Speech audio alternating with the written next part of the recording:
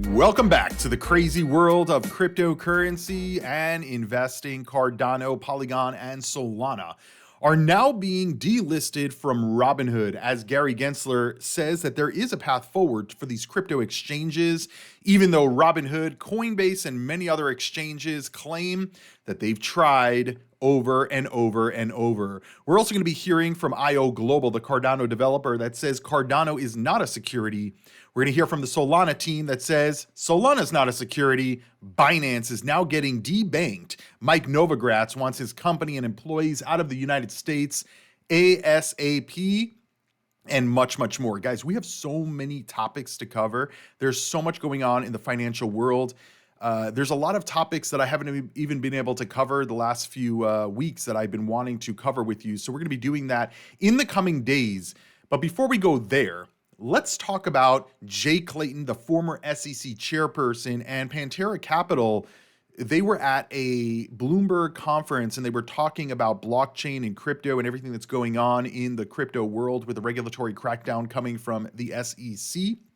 And we're going to be showing you some videos about this. But before we go there, this is the Cryptoviser podcast. As always, I upload every single day of the year to bring you the latest happening in the financial world. If you enjoy these videos, do me a favor, give the video a thumbs up. It lets me know you guys enjoy the content. It lets YouTube know you guys enjoy the content. And it is absolutely free to do. And don't forget to hit the subscribe button and turn on notifications. That way you never miss a new video I upload every single day of the year. So you guys will be well on top of everything that we discuss on this channel.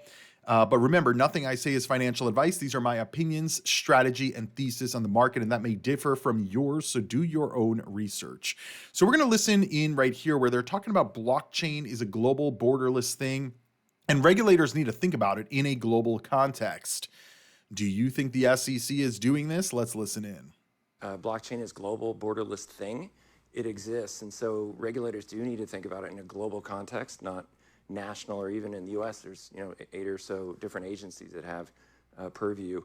And the thing to remember is most countries are pretty neutral on blockchain, and even most agencies in the US, the CFTC, OCC, a lot of agencies have been very progressive, very far ahead of the curve. And so, globally speaking, regulation has been fairly neutral, and blockchain is now used by 300 or 400 million people. And meanwhile, we have the SEC chairperson going back and forth and taking action against Coinbase 4 years after they have deemed that they have been operating as a securities exchange, not registered.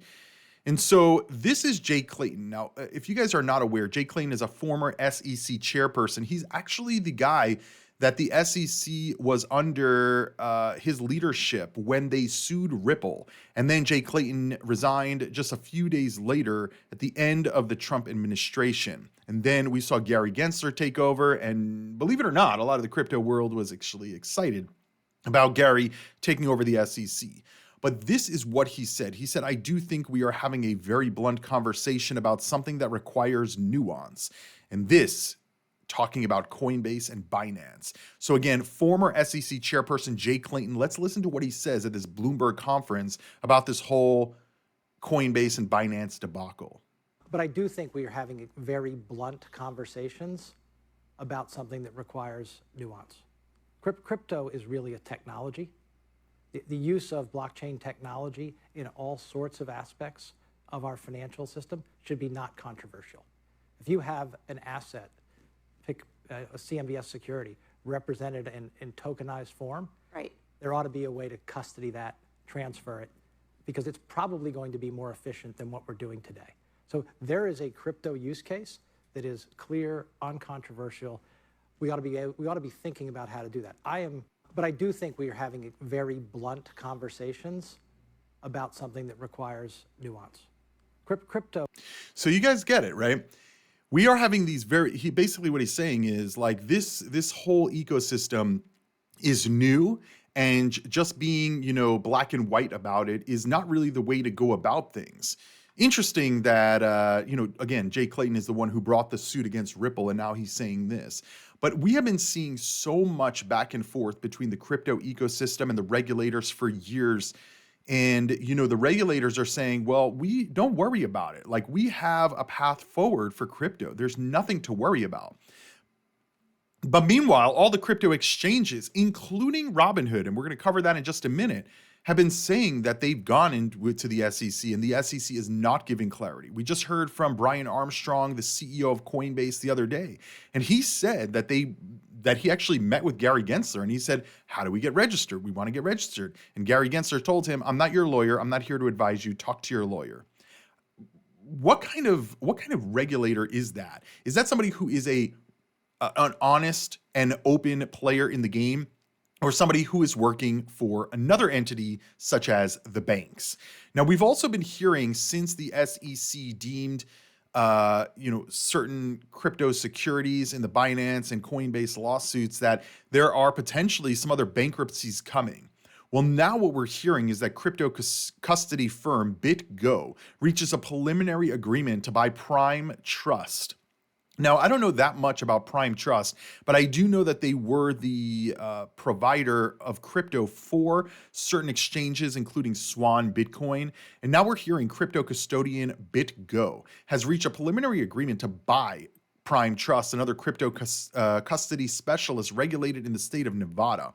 The deal is preliminary and still requires regulatory approval. Prime Trust has been the subject of speculation with people online, suggesting the firm was facing bankruptcy. BitGo declined to comment. Prime Trust did not respond to requests for comment either. After the publication of the article, BitGo confirmed in a blog post that it signed a term sheet to acquire Prime Core Technologies, the Prime Trust parent company. In the statement, Prime Trust interim CEO called the move a significant enhancement for the industry. He stated, "No other company will have the breadth of product and services nor the depth of experience that this combined company would have. We are excited to offer our world-class infrastructure within a broader ecosystem and revolutionize the future of crypto." BitGo's CEO Mike Belch said that the move would position the firm to enhance its best-in-class trusted solutions and to service the combined customer base. Now, part of the issue here with what the SEC has been doing is, there's state regulations like, they were regulated in Nevada. We have the New York Bit license. In different areas of the country have different kind of licensing. And then you have, at a federal level, you have, obviously securities or commodities and stuff like that. And those regulators as well. So there needs to be, in my view, a very clear law that passes. This is what we talked about yesterday in the video. It was called, it was called Cardano releases 50 million ADA. And the thumbnail was SEC is in contempt of Congress. And basically the Congress is now saying that they're trying to come up with rules and regulations for crypto and that the SEC is overstepping their role as they know that Congress is trying to do that. And now they're basically in contempt of Congress. And so there's this back and forth between Congress, between the federal regulators, the state regulators, and users of these products here in the United States. But at the end of the day, I remind you guys, outside of the bubble of wherever you live or just the United States, there is the rest of the world with significantly more people than the United States. China has over 1 billion people. India has over 1 billion people. And so altogether in the world, there's well over, 8 billion people. Africa as a continent has about 3 billion people. So there are a lot of people outside of the United States. There are a lot of companies, businesses, et cetera. And we are seeing that the crypto ecosystem and crypto regulations are a little bit more softer touch in other areas of the world and or are more open and are passing rules and regulations for crypto, including Europe. The EU just passed MiCA, MiCA, Markets and Crypto Assets Regulation about cryptocurrencies. And now we're seeing companies, and this is critical, guys, because it's not just the crypto world, right? It's a lot of other businesses. Right, I continue to talk about like Amazon. Amazon, most of the products that you buy on Amazon come directly from China. So when you're buying something on Amazon, you think that you're supporting an American company, but a very small percentage of that money is going to an American company, whether it's the drop shipper, whether it is the Amazon itself taking money, and then the shipping companies that deliver the product. But the majority of that money is going straight out of the country to another nation because they see that they can produce products cheaper in other nations. It's cheaper to start a business in other areas of the world, And now we're seeing crypto organizations like Mike Novogratz's Galaxy Digital is, quote, looking at how fast we can move people offshore.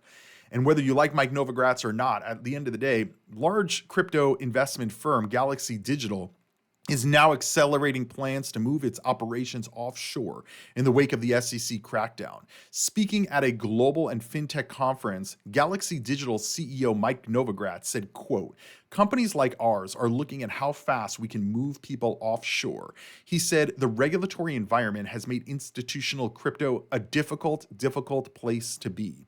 He said, certainly in the short run, we're going to look to move people out of the US overseas, and lots of companies are. He pointed to digital asset exchanges called Bullish as a firm that's running that playbook right now, adding that as a result of the US is going to lose jobs, you're going to lose taxpayer money, and you're going to lose the locus of innovation. That said, Novogratz believes in the medium term, the US has to be part of the system, pointing to the draft regulatory bill as a good starting point. And so obviously we know that the Congress is, like we were just talking about, is looking to pass rules, but they're not fast enough. And maybe some of that is by design. They don't want to overstep. They don't want to pass a law or regulations on crypto or any industry for that matter that is going to stifle the innovation. So they kind of like just don't do anything and let everything play out. I understand both sides, but at the end of the day, guys, what I continue to push the idea and the understanding that when people leave the United States, they're not coming back. If a company leaves the United States, they're not coming back. New York, California, during the pandemic, they saw massive outflow of people, residents, and some of those may move back, right? So if you have, let's say, 1 million people left New York and California for Texas, Nevada, Wyoming, Florida, wherever, you may have some trickle back. But if you have 1 million people leave and you have 100,000 coming back, that's still not a win. That's still 900,000 people exited the states. And so, people that you speak to in California, in New York, they believe that, oh, don't worry, the businesses will come back. It's like, for what reason? They moved to zero tax state. Regulatory environment is much easier. As we've covered before, in these very bureaucratic areas where there's a lot of red tape, like California and New York. I mean, if you want to open a restaurant in New York, I think you need like 11 licenses. In California, we've heard this from Tesla's Elon Musk. He said, if we wanted to open up a gigafactory in California, it would take 8 years just to get the regulatory approvals to start building the facility. And then it would take even longer, right? So why would they even try there? And then they didn't. They didn't even open up a gigafactory there. They went to Texas, right? We saw a lot of companies moving down to Florida. And obviously some of the people, they don't like, the environments there, and they may move back throughout time or whatever. But at the end of the day, it is a net loss. And the same thing is going to happen for the US, right? All the talent is going to exit the US. All of the industry is going to leave the US, and then you don't have the education in the US. You don't have the experts in the US. And then, so how do you educate the next generation to become, hey, we're going to be the world leaders. We're going to be the leaders in digital assets and crypto and investing. You can't, because everybody has already left. All of the, and we see this happening. And so I really am worried about the future of the country from a business perspective, from a technological perspective, and more from a financial perspective. Because as we've talked about very extensively on this channel, a lot of countries are moving away from the dollar. And a lot of this is because they don't trust the dollar anymore. And we saw during the pandemic with the trucker protests and all of this, there was a massive, and even with the Russia-Ukraine situation, massive financial weaponization. And we're seeing that continuing to play out with Binance US now stating that they're getting debanked. They wrote on Twitter, and this was on June 8th, the SEC has taken to using extremely aggressive and intimidating tactics in its pursuit of an ideological campaign against the American digital asset industry. Binance US and our business partners have not been spared in the use of these tactics, which have already created challenges for the banks with whom they work. Binance continued, saying, as a result, in an effort to protect customers and platform, today we're suspending US dollar deposits onto the Binance US platform and notifying customers that their banking partners are preparing to pause fiat withdrawal channels as early as June 13th. We encourage customers to take appropriate action. Now, before I continue, June 13th is very important. There is congressional testimony going on about this whole situation. This is happening. We're also getting the inflation numbers. And then June 14th, we're going to be hearing from the Federal Reserve. Is this all a distraction away from where the inflation and Federal Reserve is going to be? It's potential. Binance US said it's our priority and always has been our priority, has been customers. We're taking these proactive steps as we, for a time, transition to a crypto-only exchange. To be clear, Binance US, they say that they maintain one-to-one reserves for all customer assets. Any downtime in processing withdrawals may be the result of elevated volumes and weekend bank closures. Moreover, trading, staking, deposits, and withdrawals in crypto remain fully operational. So essentially, they're being debanked. They said we encourage customers to withdraw their US dollars via bank transfer by June 13th. To ensure timely USD withdrawals, they're suspending deposits. They're stopping USD trading pairs. Any USD balances remaining on the platform after June 15 may be converted to stable coins that can then be withdrawn on chain. Crypto services remain fully operational. So here's the deal, guys. If you have money with Binance US, it's probably, and again, not financial advice, I'm just telling you guys what I would do. I would probably withdraw whatever I had from that exchange. Do I think Coinbase is going to be debanked? Probably not. Because remember, when the US government wants to sell Bitcoin, they go through Coinbase.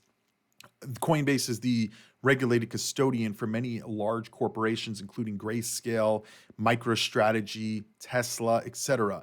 And so I don't think that they're going to be debanked. Remember, Coinbase and Gemini have been banked by JP Morgan since 2019, the last bear market. But it's possible that it does happen, right? I'm looking at this from more of the positive side, but there is a lot of people that don't think that Coinbase and Gemini and these regulated exchanges are going to be around in their current form for much longer. I don't know. This could be part of Operation Choke Point 2.0, right? We're seeing it happening in real time where we saw regulatory action. Now we're seeing debanking, and how much more is this going to go forward? The good thing is that Coinbase CEO said 80% of the people they speak with in Congress seem to be pro-crypto and want there to be some form of regulation so that, Americans can trade it and hold it, etc. But are we going to get there? And is what Brian Armstrong is saying, this positivity, is Brian going to tell us like Coinbase is screwed? I highly doubt. Even if they were screwed, I don't necessarily think that he would say that because he's the CEO, and that's not what CEOs do, especially at publicly traded companies. But there definitely needs to be caution here. Anybody telling you otherwise is out of control. Like, there definitely needs to be caution.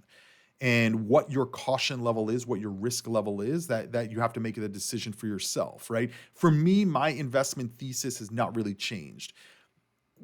I do think that there's a potential that we're not going to see higher prices in 2023. I've been predicting this all year, that by the middle of the year, we're going to see the top of the market for 2023, and then probably sideways and downward trading for the rest of the year until the Bitcoin halving in 2024. We may be right on path for that. We may see higher price. If we do have another pump in the market, I am definitely taking profits out because we're definitely going to go lower towards the end of the year. There's just too much uncertainty. There's going to be more, I would imagine, more exchanges that are going to be sued by the SEC. And one story that is not really reported, and actually I can't even find any information about it on the Gemini website, but Gemini actually sent out communication on June 5 saying, and I'm going to read it to you. It's not in this weekly update from Gemini. It says, we're reaching out to update you on the availability of certain tokens. Gemini plans to suspend support for the following tokens effective June 16. So remember, Binance is getting debanked June 13. Gemini is delisting, I'm about to read like 20 coins on June 16. So Gemini is removing Index Cooperative, the Index Crypto, Orca Crypto, RAD, ZBC, Keeper, Bancor, Euler Finance, PlayDAP, Numair, Alchemix, Radium, Barnbridge, Audius, Civic, Moss Carbon Credit, Smooth Love Potion, Balancer, Spell, Kyber Network, and 1inch. Now, they may be removing those coins because there's just not a lot of trading activity. As we know, we have a lot of delistings in the bear market. That's just like part of the bear market. So I don't know whether that's part of the reason, or they believe that these may be what the SEC considers securities and they want to delist them. I don't know. And so, again, we have to move into this with caution. This next week is going to be very interesting to see how everything plays out with the Federal Reserve, with the inflation and all of that. And whether this whole SEC thing is just a distraction or not, I don't know. But it's definitely something that we have to think about. And now Gary Gensler says that he lays out the path for crypto compliance, criticizing Binance and Coinbase. And this came after a lot of backlash about the fact that they don't give clarity to these crypto exchanges, and now they're just suing them. The US SEC chairman, Gary Gensler, used a speech to lay out multiple paths for crypto projects to register with the agency. He also took shots at Binance and pushed back arguments made by Coinbase, both companies subject of lawsuits the regulator filed earlier this week. The prepared remarks reflect Gensler's strong public pushback against crypto industry. And so he said, quote, "We have flexible rules for the disclosure requirements in registration statements, Regulation SK, Regulation SX, and exemptions from registration, including Regulation A or Regulation D. Thus, crypto security issuers need to register the offer and sale of their investment contracts with the SEC or meet the requirements for an exemption." Now, I don't necessarily understand what these mean. I really haven't looked into what Regulation SK or SX or Regulation A or D are, but I'm sure Coinbase, Binance, Gemini have looked into this, right? Even Robinhood. We're about to talk about Robinhood in just a minute. But here again, the SEC is making it seem very simple. All you got to do is fill out this form and come in and register with us, and everything's going to be all right. But meanwhile, we've heard from Coinbase that that's not true. Gemini, that's not true. And now Robinhood joins Coinbase in saying that it tried to, quote, come in and register like the SEC wanted, but they were stonewalled. And so Robinhood's chief compliance lawyer told lawmakers that the popular trading firm was trying to register as a special purpose broker for digital assets. The former SEC commissioner, Dan Gallagher, who has spent a career in securities and corporate law, couldn't get the agency, the SEC, to guide Robinhood into crypto compliance, though he said the staff seemed to want to help. He said when Chair Gensler at the SEC in 2021 said, come in and register, we did. We went through a 16-month process with the SEC staff trying to register as a special purpose broker-dealer. And then we were pretty summarily told in March that that process was over and we would not see any fruits of that effort. Very similar to what happened with Coinbase. The story echoes what happened with Coinbase, whose top lawyers also presented at the House Agricultural Committee in Congress and are now facing an SEC lawsuit. Coinbase's legal officer said when Coinbase attempted to do just that, to talk about how we could register as a broker-dealer or an alternative trading system, or even as a national securities exchange, after months and months of discussion, were simply dismissed with no response or counterproposal or ideas coming back to the SEC. And so the chief legal officer at Robinhood said that one of the regulator's final sticking points for the exchange Robinhood was a lack of registration and disclosures from issuers of the tokens that trade on the platform. And Gallagher argued there's no way for his company to insist that outside issuers meet the SEC demands. Senator Lummis from Wyoming jumped into the debate with a tweet this week promoting her crypto bill, saying the SEC has failed to provide a path for digital asset exchanges to register. Right? They're saying, oh, it's very easy to register. All you got to do is this. And what the exchanges are saying is it's not possible to do what they're asking, right? You can't go to a decentralized protocol and say, hey, we need these disclosures from when the coin launched 4 years ago outside of the country. Like, And again, this is by design, right? The SEC is saying there is a way to register, which there is, right? But they're not letting crypto register because they're saying that crypto doesn't come in compliance, but they want them to come into compliance. But how can they come into compliance if these cryptos are just fundamentally not part of this 1934 securities law that they're basing all of this off of? And again, this is putting the US behind, right? We have companies leaving the US. Talent is leaving the US. I've already seen developers within the crypto ecosystem that I follow that have already exited the US. Like they've left. They've took their businesses with them and they're expanding their businesses outside the US, and they're not going to come back, right? They're just not. And what does this do for our next generation, right? Especially as our leadership right now, including Gary Gensler, they're at, retirement age or older than that. We have Jim Cramer on CNBC telling people, get out of Binance right now. I warn you. Like he's so angry about it. Meanwhile, this guy was calling FTX Sam Bankman like the next Albert Einstein, when people like you and I were able to clearly identify that Sam Bankman was full of shit. Okay, he's saying that he's a multi-billionaire, but he has to raise $1 billion to bail out BlockFi after all of the companies went down in a borrowing lending scheme, right? And again, Coinbase was not involved in any of that stuff that FTX was doing. Binance wasn't involved in any of that stuff that FTX was doing with the borrowing lending between Celsius, Voyager, Three Arrows Capital, BlockFi, right? When that big borrowing and loaning CJ, they were not involved. And meanwhile, now they're being attacked, right? Binance is being attacked. I'm not saying that Binance has done everything right. I don't know. I don't work for the company. I haven't seen their books. But I would imagine that many people in the crypto ecosystem believe that Binance has been a legitimate player in the space. Same thing that we hear about Tether, right? And so this is guys, the entire crypto ecosystem is $1 trillion, okay? Apple stock is 2.5 times the entire market cap of all of crypto. So this is a minuscule asset class, like so small. Like it's smaller than gold, smaller than silver, smaller than the metals markets, these derivative markets, the stock market. So why are they so adamant that you should not hold crypto, right? For me, it tells me, no, I'm in the right spots, right? Because the same way I can't invest in an IPO because I'm not an accredited investor, because I don't have $3 million of net worth or over, $500,000 of income over the last 3 years, something like that. That's whatever the accredited investor. So I can't invest in an IPO. Where does most money get made in the stock market? It's from early investors. They invest in the IPO and they hold it for 5 to 10 years, and then they sell or just hold it, right? And they make massive gains on it. You can't do that. I can't do that.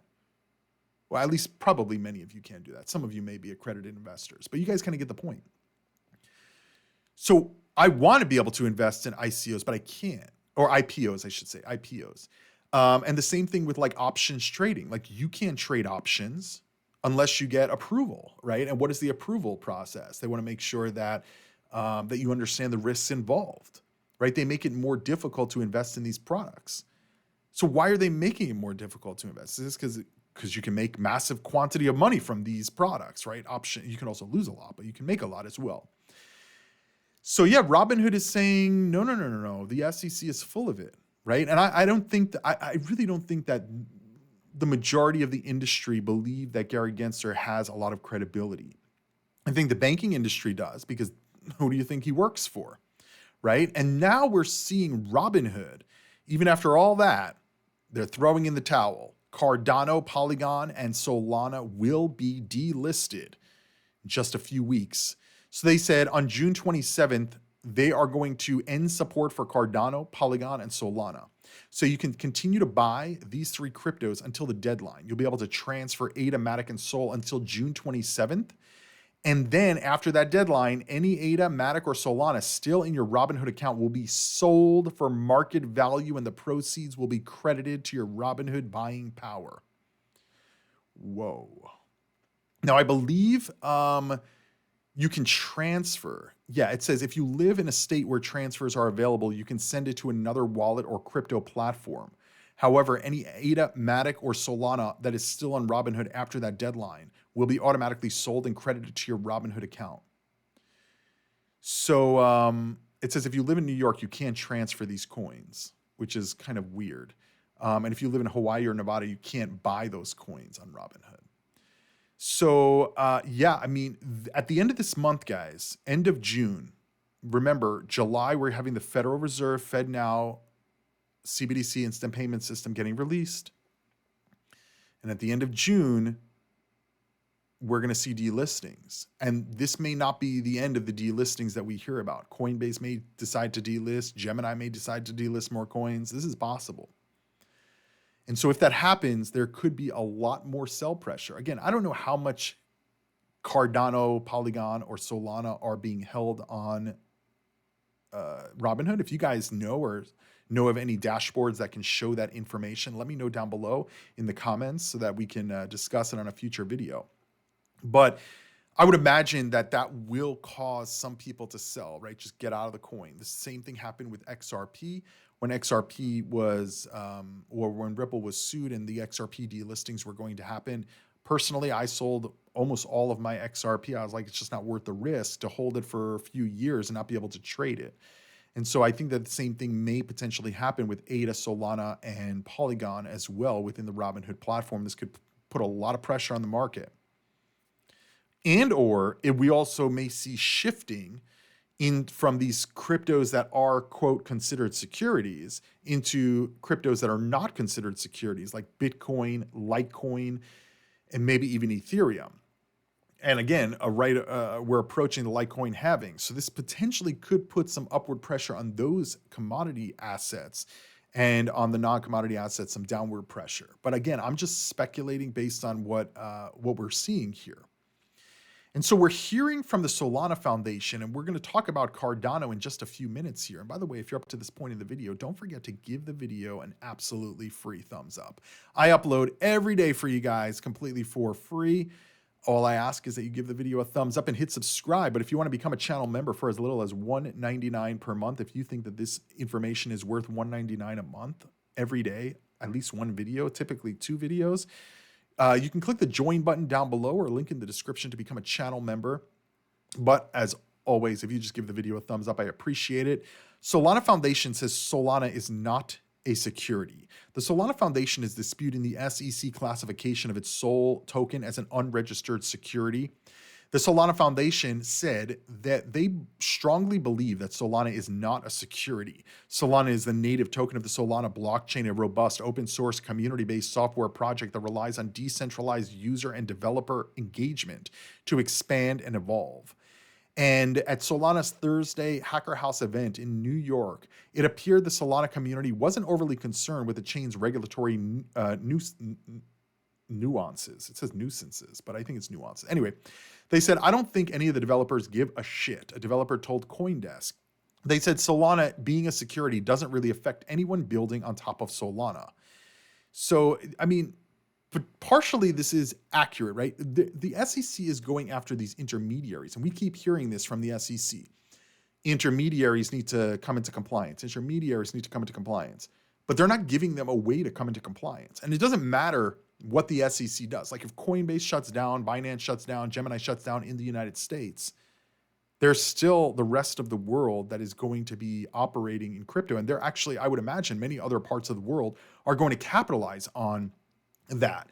So if we see even further enforcement action, and personally, I'm at the point, one issue voter. Either you're for crypto or you're not for crypto. And I think that next year's presidential election is going to be very critical, because if we have 4 more years of this type of leadership in the regulatory space, that they don't give clarity and there's no laws that are passed, then I think it's just going to be escalated, right? We see this with the war, right? Iraq, Afghanistan, 20 years, $300 million per day was spent on that. And as soon as we got out of Afghanistan, within a year, we're back in a war. It's a proxy war, and we're sending tens or hundreds of billions of dollars overseas instead of developing our nation and getting homeless people off the street, fixing the roads, getting housing up to par. fixing the overdose crisis. Last year, I don't think that a lot of people realize this. The number one cause of death in the U.S. was overdose. Over 105,000 people died from overdosing in the U.S. How is this not a crisis? Like, I don't understand. And so we're not investing in our own country. We're not investing in our own people. And so these developers, they don't care, right? Because they'll just move. They'll go to Dubai, they'll go to El Salvador, they'll go to Europe, they'll go anywhere else in the world. And again, these people are remote. They can work anywhere in the world. They work for crypto, so they don't necessarily even need to worry about like, oh, well, I'm going to not have a job. No, Galaxy Digital is looking to move people offshore also. And, we have still these 90-year-old people in Congress who refuse to retire, refuse to hand the torch over to the next generation to help us grow. Because, guys, I think it's Coinbase, Brian Armstrong said 1 in 4 households hold crypto in the United States. Even if people lost a lot of money in crypto, I think that most people in the US believe that if you want to invest in crypto, you should have the ability to. This is supposed to be land of the free, right? And obviously, we have to deal with scams and fake token launches and stuff like that because that's an issue. But we can do that through education. That's what I try to do on this channel. I tell my viewers for years, if you want to invest in crypto, look, what have I been saying since the bear market began? 3 market cycles. If the crypto has not been around for 3 market cycles, it's probably not an easy bet. What do I always say? Bitcoin, just like many of the crypto experts in the field who have been here much longer than I have, invest till you get to 1 Bitcoin before you buy anything else, right? It may take a while, but that will keep you out of the other coins that are more speculative and way more risky. I've lost money in crypto. I've lost money in the stock market, right? We have stocks that are down 90%. We have insider trading that's been going on. So there's other issues outside of crypto, but that's where the focus is right now. And I think that we have to keep a very close heartbeat on what is happening. That way we can understand like where this goes. And now we're also hearing from Cardano developer IO Global, this Charles Hoskinson's company and the main developer behind the Cardano protocol. They're rejecting the SEC claim that ADA is a security. So Cardano development company IO Global dismissed the SEC claims that ADA is viewed as a security. IO Global said the SEC lawsuits filed earlier this week against Binance and Coinbase, which included ADA in a list of crypto asset tokens counting as securities, contained numerous factual inaccuracies. The allegations have no impact on IO Global's operations, according to the company. They said, quote, "Under no circumstance is ADA a security under the U.S. securities law. It has never been. Understanding how decentralized blockchains operate is a fundamental component in creating responsible legislation." IO Global said that regulation through enforcement actions does not provide the necessary clarity or certainty that both the blockchain industry and consumers deserve. Because what they're doing here is they're alleging, the SEC is alleging, that's why it's a lawsuit, that Cardano, Solana, Polygon, all of these cryptos are securities. Then it has to go to court, and this can take years. I mean, the Ripple lawsuit has been going on almost 3 years now, right? 2.5 years. And we keep getting told, oh, the lawsuit is coming to an end next month. And we still don't have clarity. And this constant feeling of ambiguity, not knowing what's going on, anxiety, it's very, very draining, right? I've been on this channel since 2018, uploading every single day, talking about the crypto news, what's happening in the financial world and stuff like that. And it is draining, guys. It is really draining. Like I said, I have so many other topics that I'm trying to get through to you guys in the form of content about news and updates in these protocols. And everything that's been consuming crypto is this SEC stuff.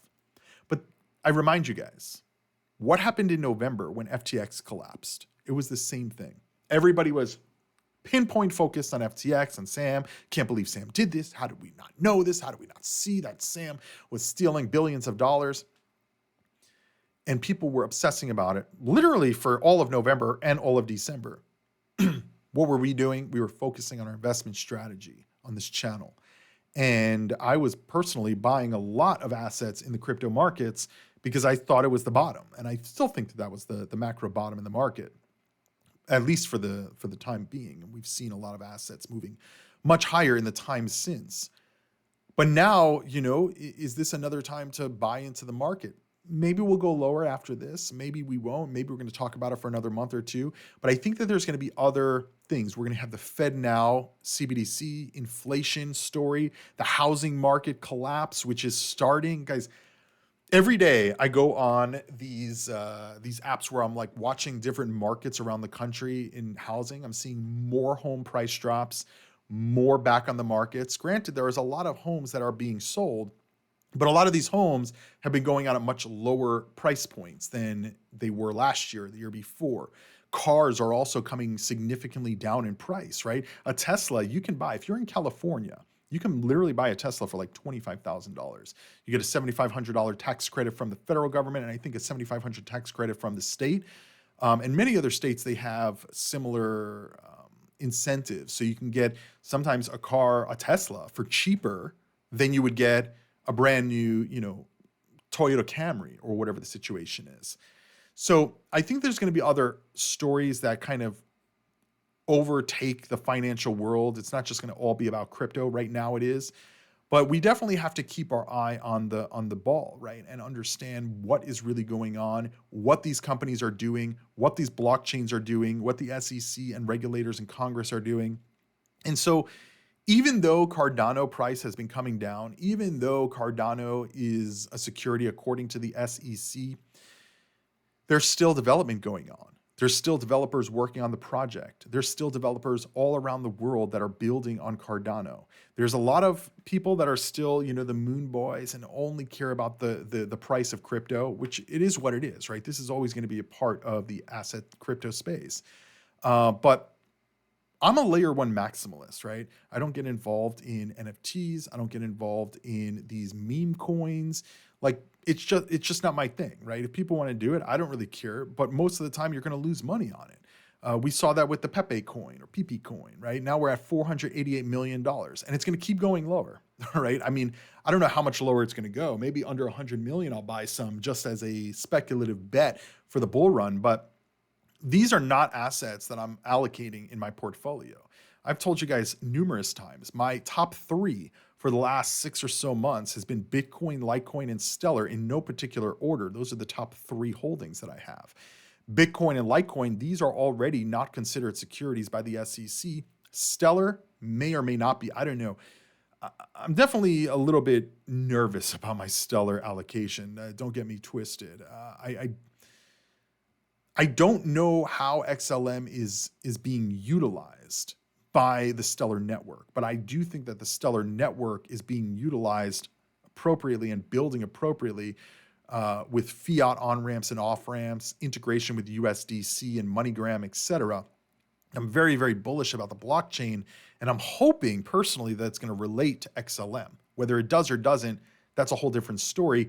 But I'm willing to take that risk, at least now, in my current allocation in my portfolio. And this may change any time of the day or week. That's why I always say you have to do your own research. You have to make your own investment choices. By the time you're watching this video, that may not even be in my portfolio anymore.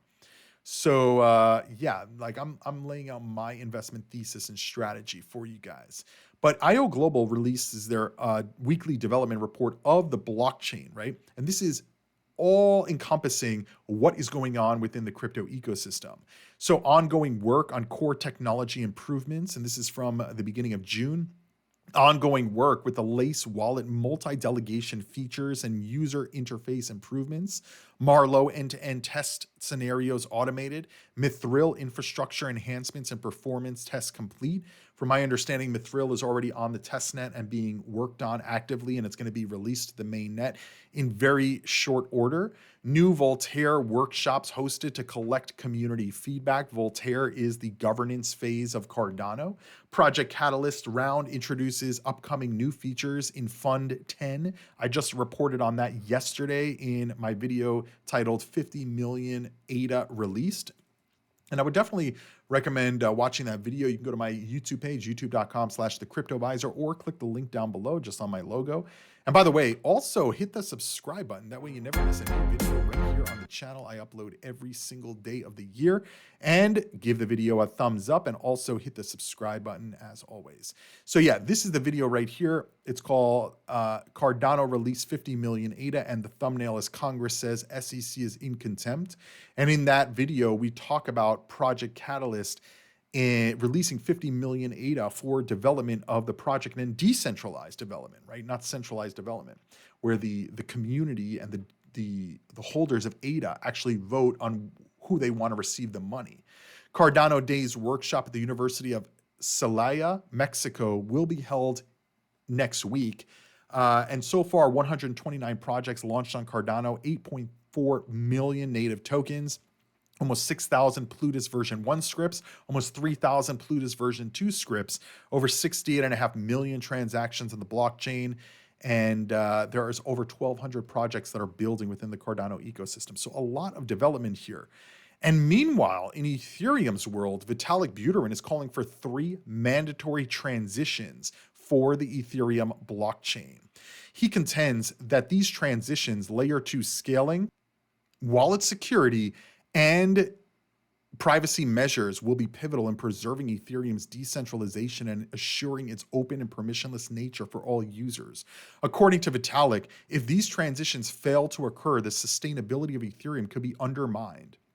The first one is scaling layer 2s. Now, obviously, we've been talking about this for years. So Buterin warned that without layer 2 scaling, Ethereum could face escalating transaction fees, particularly during market expansion phases or bull runs. This could push users towards centralized alternatives, according to him.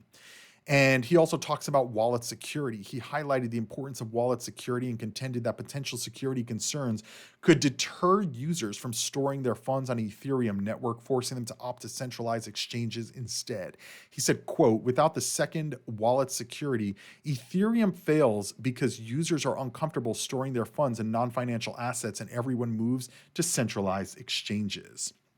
And so, yeah, I mean, there's still a lot going on here, guys. We've been hearing, Atomic Wallet was hacked. We saw that Ledger is saying that they can be subpoenaed and give private keys, even if you're not part of Ledger Recover, from my understanding. And so, I don't know, this is all happening around the same time. And it seems that what Nick Carter is saying about Operation Choke Point 2.0 and cutting off the on and off ramps for crypto, cutting off these exchanges for access to crypto is continuing to accelerate. But don't get it twisted, guys. Like, you can still go on Fidelity, which is one of the largest asset managers in the world, right? They have over $4 trillion of customer assets, mostly in the form of retirement accounts and 401ks. They've been mining Bitcoin since 2014, and they just recently launched to all of their users on their mobile app, the newer app, the functionality to buy and sell both Bitcoin and Ethereum. And I would imagine they're probably going to be expanding that further. PayPal also has this access. So these major providers have crypto on the platforms already. And I don't think that the SEC is going to be able to push it out completely, but it may, and we have to keep an eye out for that. And now we're hearing that Google is now offering insurance to crypto mining attack up to $1 million in protection. Google Cloud is offering customers up to $1 million in protection for costs incurred during undetected crypto mining attacks. The cloud security expert from market research firm IDC said that Google Cloud has taken a step forward towards this move, saying crypto mining attacks continue to be a serious security and financial issue for organizations who do not have the right preventative controls and threat detection capabilities in their cloud environments. The decision to include such coverage for these types of breaches came after Google's cybersecurity action team published a September 2022 report showing that in 65% of cases involving compromised cloud accounts, hackers were engaging in cryptocurrency mining. The attacks are often partially or completely automated, making them quick and easy to carry out. In the event that an attacker manages to bypass Google's detection capabilities and proceeds to run crypto mining software on a user's cloud account, Google will take responsibility for the customer's expenses, providing coverage of up to $1 million for their bill. Interesting stuff. And in other like ridiculous financial news, former co-CEO of the failed U.S. lender First Republic, the First Republic Bank that just went under, lands her feet with a new job, taking on one of the toughest tasks in international finance. And what is that? Turkey. She's becoming, from my understanding, they paywall this. I don't understand legacy finance, but anyway, she's now working in Turkey. And as we know, the Turkish lira is going through significant hyperinflation at this moment. So other parts of the world are not just, trying to get talent in the crypto world, but also in traditional finance world, whether successful or not. That's what they're doing. And it's like the hegemony of the US as the world leader is crumbling before our eyes. And it seems like nobody cares. And I know that there's a lot of people that do care and don't want this to happen, but I don't know that there's much that we can do about it, right? I think that it's just about staying focused on your work and building a better life and building your wealth and building your portfolio for the future. Because the dollar is going to be around for a while. The stock market is going to continue to go up for a while, right? So capitalize on that. I was watching a YouTube video the other day from Minority Mindset, which I love that channel. They really teach in a very clear and simple path of why or how to invest in a proper way. And the host said in that video, essentially, that the people who are successful understand that we live in a capitalistic society and learn how the benefits of the capitalistic society. For instance, if you're an investor and you're getting passive returns, you have a lower tax rate than somebody who's working a traditional 9-to-5 W-2 job. If you own a business, you have tax benefits from owning the business that you don't if you're working a W-2 job. And essentially his main thing was that, if you understand that we are in a capitalistic society and don't just start complaining about it, but say, how can I position myself to benefit from this? That's where you start to win. That's where you start to win. Everybody's mad at Jeff Bezos that he doesn't pay anything in federal taxes, but he looks at the system and says, okay, or his accountants probably do, and say, okay, this is the system that we live in. How can we donate? How can we spend for the business that will bring effectively his tax rate down to zero or negative or whatever the situation is? And people who are working W-2s, they're upset by that, but they're not doing anything to change it or to align themselves in that so that they can get those same benefits as well. And this is the same thing with investing. People say, well, I don't understand investing. Well, then you're always going to be poor, right?